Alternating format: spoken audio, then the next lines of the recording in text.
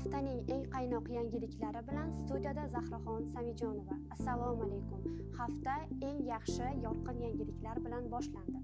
Jamoamiz yana bir muhim ilmiy yutuq bilan faxrlanadi. Samarov Faxriddin Uralovichga tarix fanlari bo'yicha falsafa doktori PhD ilmiy darajasi berildi.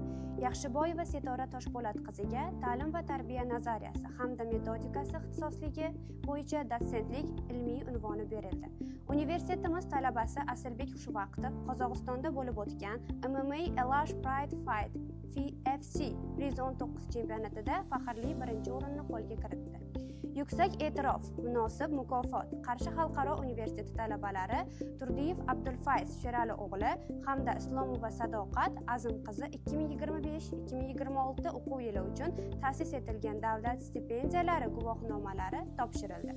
Kiyevda amaliy dars tashkil etildi. Assistent o'qituvchi Oqilbek Ochilov boshchiligida filologiya va tillarni o'qitish ingliz tili yo'nalishi talabalari uchun internet tarmog'idan foydalanishda sog'lom muhit qoidalarini shakllantirish va internet xavfsizligi mavzusida amaliy dars o'tkazildi.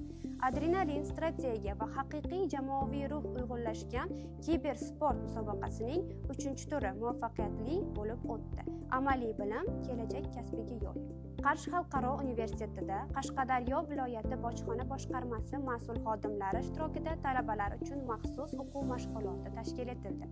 Yashil makon, kelajak uchun qadam. Mulla To'ychi nomidagi viloyat teatr maydonida Yashil makon umummilliy loyihasi doirasida ko'chat ekish tadbiri tashkil etildi. Ushbu tashabbusda Qarshi xalqaro universiteti Yoshlar ittifoqi hamda talabalar assotsiatsiyasi jamoasi faol ishtirok etdi. Talabalar atrof muhitni asrash va hududni obodonlashtirishga o'z hissasini qo'shdilar. Zakovat o'yini bo'yicha 36 ta savoldan iborat do'stlik kubogi bo'lib o'tdi.